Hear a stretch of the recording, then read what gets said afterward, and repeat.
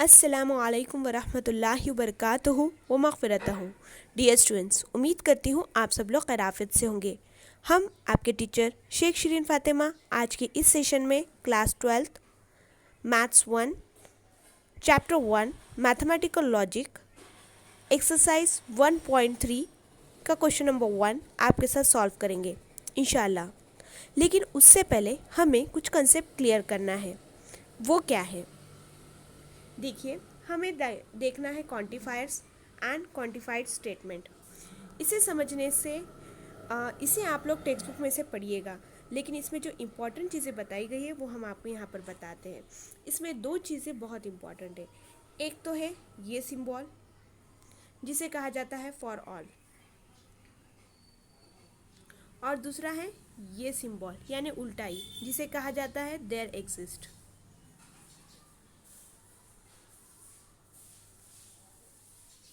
ठीक है, for all there exist. अब ये फॉर ऑल की जो साइन है और यहाँ पर जो देयर एग्जिस्ट की साइन है, अब यहाँ पर गौर कीजिए, ये साइन बताता है कि ये यूनिवर्सल है, यूनिवर्सल क्वांटिफायर। ठीक है ना, और ये एग्जिस्टेंशियल क्वांटिफायर।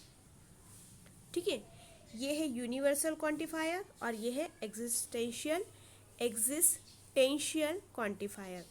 अब इसके अंदर देखिए, फॉर ऑल के अंदर सपोज कोई एक सेट दिया गया है जिसके अंदर बहुत सारे एलिमेंट्स हैं। ठीक है, यूनिवर्सल सेट है, तो यहाँ पर जितने भी एलिमेंट्स हैं, जितने भी ऑब्जेक्ट्स हैं, अगर वो गिवन कंडीशन को सेटिस्फाई कर रहा है तो ही उसकी वैल्यू ट्रुथ वैल्यू टी रहेगी।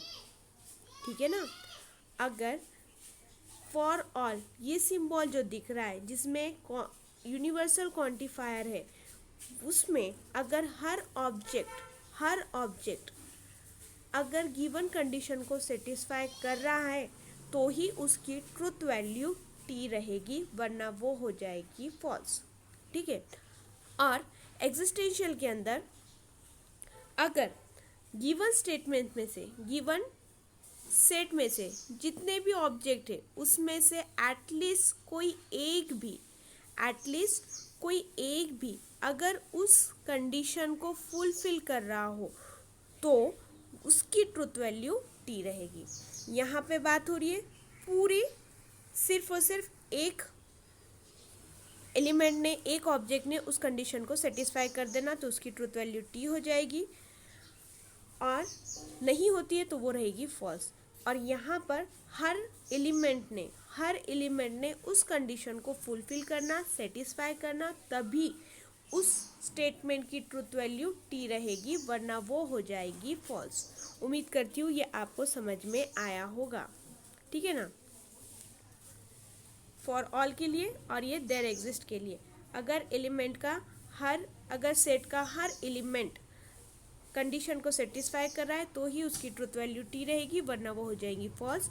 और अगर गिवन स्टेटमेंट्स में से देयर एग्जिस्ट के अंदर एग्जिस्टेंशियल क्वांटिफायर में से कोई एक भी अगर उस कंडीशन को सेटिस्फाई कर रहा है तो उसकी ट्रुथ वैल्यू टी हो जाएगी, वरना रहेगी फॉल्स। ठीक है ना, तो बस इसी का इस्तेमाल करते हुए हमें एक्सरसाइज 1.3 सॉल्व करना है। उम्मीद करती हूँ आपको समझाऊंगा। अगर नहीं भी समझा ना तो एक्सरसाइज सॉल्व करते वक्त हमें हर डाउट इंशाल्लाह उसमें क्लियर हो जाएगा।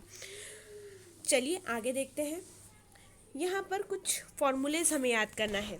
निगेशन ऑफ कंजंक्शन, देखिए conjunction, disjunction, negation, implication, double implication, इनकी मालूमात हम ले चुके हैं। बस अब उसी के ऊपर डिपेंड हमें कुछ फॉर्मूले, कुछ ज़ाब्ते देखना है। निगेशन ऑफ कंजंक्शन, अगर P एंड Q है और उसका निगेशन दे रहा है, P और Q क्या है, वो कोई स्टेटमेंट रहती है जिसे हम P और Q से बताते हैं। उनका निगेशन जब देते तो वो इक्विवेलेंट रहेगा। ये तीन साइन जो है वो इक्विवेलेंट की साइन है, तो वो इक्विवेलेंट रहेगा किसके, निगेशन लग जाएगा P के साथ, और ये और की वैल्यू, एंड की वैल्यू चेंज हो जाएंगी और के अंदर, और निगेशन लग जाएगा Q के अंदर। तो यहाँ पर ज़ाब्ता यानी फॉर्मूला हो जाएगा ये कि अगर negation of P and Q है तो वो इक्विवेलेंट रहेगा निगेशन ऑफ पी और निगेशन ऑफ क्यू के साथ। उम्मीद करती हूँ समझा होगा। आगे देखिए डिसजंक्शन के लिए, डिसजंक्शन के लिए भी वैसी है। अगर हम पी और क्यू के लिए निगेशन लगा रहे तो यहाँ पर निगेशन सेपरेट हो जाएगा और ये जो और का सिंबल है वो चेंज होके एंड में हो जाएगा और दोनों भी एक दूसरे के इक्विवेलेंट रहेंगे, ठीक है ना।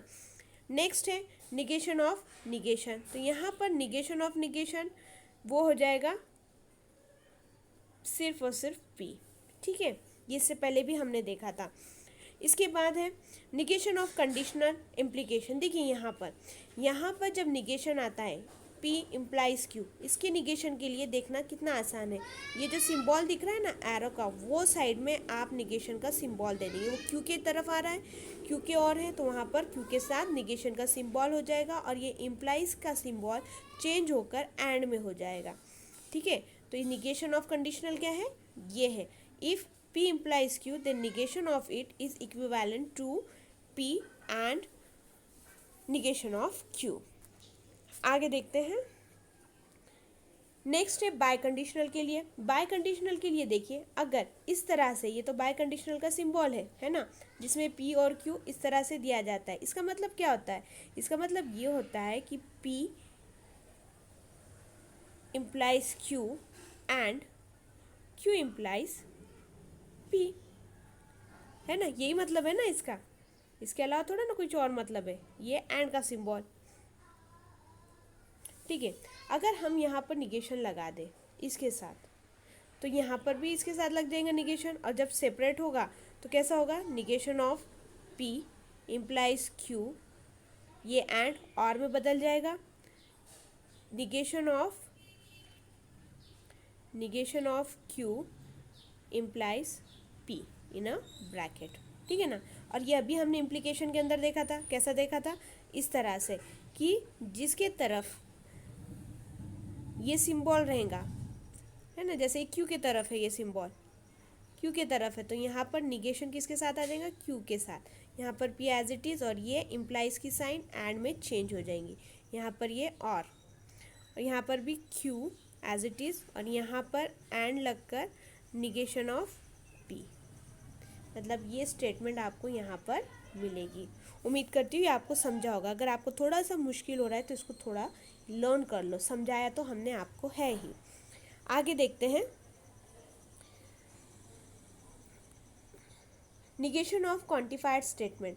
यहाँ पर देखिए while finding the negation of quantified statement the word all, जब भी इस तरह से हमें फाइंड आउट करना रहता है तो ऑल वर्ड को हम रिप्लेस करेंगे सम से, सम को रिप्लेस करेंगे ऑल से, और फॉर एवरी को रिप्लेस करेंगे देयर एग्जिस्ट से, और देयर एग्जिस्ट को रिप्लेस करेंगे फॉर एवरी से, ठीक है ना। आई बात समझ में। यहाँ पर क्या बता रहे हैं कि ऑल जो है वो रिप्लेस किया जाएगा सम से, या फिर सम जो है वो रिप्लेस किया जाएगा ऑल से, वाइस वर्सा कहा गया है ना। फॉर एवरी रिप्लेस किया जाएगा देयर एग्जिस्ट से, या फिर देयर एग्जिस्ट रिप्लेस किया जाएगा फॉर एवरी से। नेक्स्ट है कन्वर्स, इनवर्स, कॉन्ट्रापॉजिटिव स्टेटमेंट। देखिए अगर हमें इस तरह से दिया गया P इम्प्लाइज Q, तो इसका कन्वर्स क्या होगा, कन्वर्स के अंदर Q इधर आ जाएगा और P इधर चल जाएगा, ये हो गया इसका कन्वर्स, ठीक है ना। इसका इनवर्स, इनवर्स के अंदर इसमें हम लगा देंगे, ये हो गया इसका कन्वर्स, Q इधर और P इधर, देखिए, ठीक है ना। अब अगर इनवर्स देखें हम, इनवर्स के अंदर जैसे ही इनवर्स लगेगा तो यहाँ पर भी निगेशन, यहाँ पर भी निगेशन, देखिए ये हो गया इनवर्स। अब अगर इसी का हम कॉन्ट्रापॉजिटिव लेते हैं तो कॉन्ट्रापॉजिटिव के अंदर जैसा ये था P इम्प्लाइज Q, इसका कन्वर्स क्या था, Q इम्प्लाइज P, तो कॉन्ट्रापॉजिटिव के अंदर इसके साथ निगेशन लगा देंगे। तो ये हो गई हमारी तीनों कंडीशन, यहीं के यहीं हमें याद करना है, बहुत आसान है। देखिए आगे क्या, एक एग्जाम्पल के तौर पर हमें समझाया गया है कि P जो स्टेटमेंट है वो ये है कि स्मिता इज़ इंटेलिजेंट, और Q के लिए स्टेटमेंट दिया गया है, मतलब Q अल्फ़ाबेट कौन सी स्टेटमेंट को बता रहा है, स्मिता विल जॉइन मेडिकल। अब इसके अंदर हमें चेंज करना है, पहले तो हम ले रहे हैं कन्वर्स, कन्वर्स के अंदर आ रहा है Q पहले आएगा, मतलब ये वाली Smita will join medical. Implies का मतलब क्या था, इफ़ देन, इसलिए सेंटेंस की शुरुआत हो रही है if say, if Smita joins medical then बाद में पी था तो शी इज़ अ इंटेलिजेंट। अब यहाँ पर निगेशन के लिए और वैसे भी इम्प्लाइज की साइन आ रही यानी इफ़ एंड देन, ठीक है ना। तो यहाँ पर if Smita is not intelligent, P पहले था इसलिए ये वाली स्टेटमेंट आई, निगेशन लगा था इसलिए नॉट लगा दिया, then she will not join medical, negation of Q था इसलिए। अब नेक्स्ट कॉन्ट्रापॉजिटिव ले रहे हैं हम तो क्यू पहले आएगा और इम्प्लाइज की साइन है तो if Smita does not join medical, क्योंकि निगेशन ऑफ क्यू था इसलिए नॉट आया, then she is not intelligent, तो वो इंटेलिजेंट नहीं रहेगी। तो नॉट निगेशन ऑफ पी था इसलिए यहाँ पर भी हमें नॉट लगाना पड़ा। तो ये हो गया converse, inverse and contrapositive statement. चलिए आगे देखते हैं। अब इसके ऊपर डिपेंड हमें एक्सरसाइज 1.3 के क्वेश्चन सॉल्व करना है, जिसके अंदर हमें ये दिया गया है कि एक सेट दे दिया है जिसका नाम ए है और जिसमें एलिमेंट है 3, 5, 7, 9, 11, 12 और सबको कॉमा से सेपरेट किया गया। और determine the truth value of each of the following, और नीचे जितने भी क्वेश्चन दिए गए उनकी हमको ट्रूथ वैल्यू फाइंड आउट करनी है। ट्रूथ वैल्यू फाइंड आउट करनी है, फिर से हम आपको याद दिलाते, ये है फॉर ऑल और ये है देयर एग्जिस्ट। इसके अंदर ये यूनिवर्सल रहता और ये एग्जिस्टेंशियल है। अगर इसमें दिए हुए सेट का हर एलिमेंट अगर वो कंडीशन को सेटिस्फाई कर रहा तभी इसकी ट्रूथ वैल्यू टी रहेगी, वरना हो जाएगी फॉल्स। और अगर इसमें से जो स्टेटमेंट जो सेट दिया गया उसमें का सिर्फ कोई एक भी अगर एलिमेंट, एक भी ऑब्जेक्ट कंडीशन को फुलफिल कर रहा है, सेटिस्फाई कर रहा है, तो उसकी ट्रूथ वैल्यू टी हो जाएगी, वरना वो रहेगी एफ। ठीक है ना। तो चलिए शुरू करते हैं। पहला सवाल, पहले तो देखिए सिंबल क्या दिया गया है, देयर एग्जिस्ट का। देयर एग्जिस्ट यानी हमें कोई एक एलिमेंट भी अगर कंडीशन फुलफिल करते हुए दिख रहा है तो बस उसकी ट्रूथ वैल्यू ट्री रहेंगी। अब यहाँ पे बताया गया है कि x बिलोंग्स टू ए, ये x जो है ये a से, ये इसमें से एक है, ठीक है ना। Where x minus 8 is equal to 1, x minus 8 जो रहेगा वो 1 रहेगा। देखिए अगर हम यहाँ पर 3 रख रहे हैं तो 3 मनफी 8 वो जाएगा मनफी 5, कंडीशन फुलफिल नहीं होती है ना। 3 minus 8 is equals to minus 5 तो नहीं होता यहाँ पर। फिर नेक्स्ट अगर हम 5 भी रख रहे हैं तो 5 माइनस 8 मनफी 3 हो जाएगा। 7 भी अगर ले रहे तो माइनस 1 हो रहा। अगर 9 ले रहे तो 9 माइनस 8 इज इक्वल्स टू 1, ये कंडीशन तो फुलफिल हो रही है ना। और देयर एग्जिस्ट की साइन है मतलब कोई एक भी एलिमेंट इसके अंदर एटलीस्ट 1 एलिमेंट भी अगर सेटिस्फाई हो रहा तो इसकी ट्रूथ वैल्यू टी रहेगी। तो यहाँ पर 9 इसको सेटिस्फाई कर रहा है इस कंडीशन को, तो इसकी ट्रूथ वैल्यू टी हो गई, इसलिए इसकी ट्रूथ वैल्यू टी हो गई। और इसको आप लिखेंगे कुछ इस तरह से, कैसा कि for x is equals to 9, x minus 8 is equals to 9 minus 8, ठीक है। Then it satisfy 9 satisfy the equation, so the given statement is true, तो इसकी ट्रूथ वैल्यू रहेगी t। अब देखते हैं दूसरा सवाल इसी के अंदर का। देखिए अब यहाँ पर फॉर ऑल की बात हो रही है, यानी सेट का हर एलिमेंट 3, 5, 7, 9, 11, 12 सब एलिमेंट्स ने ये गिवन कंडीशन जो है x square plus x even number रहे, इवन नंबर यानी जो 2 से तकसीम होता हो, 2 से कम्प्लीटली डिवाइड होता हो, तो वो कंडीशन अगर फुलफिल करता है तो ही ये इसकी ट्रूथ वैल्यू टी रहेगी। तो चलिए देखते हैं। अगर 3 का स्क्वायर रहेगा 9, तो यहाँ पर हम लिख देते हैं डायरेक्ट 9 प्लस 3, 9 प्लस 3 हो जाता है 12। ओके, ये तो इवन आ रहा है, ठीक है ना, मतलब ये 3 के लिए okay it is. Then for next यानी एक्स स्क्वायर प्लस एक्स, अब हम लेते हैं 5 के लिए, 5 स्क्वायर प्लस 5 स्क्वायर हो जाता है 25, 5 का मुरब्बा 25 प्लस 5 30, तो ये भी हो रहा है ना इवन। ये 30 था, पहले वाला आया था हमारा कुछ 12 आया था शायद, या 12। फिर अगर 7 रख रहे तो 7 49, 7 का मुरब्बा 49 प्लस 7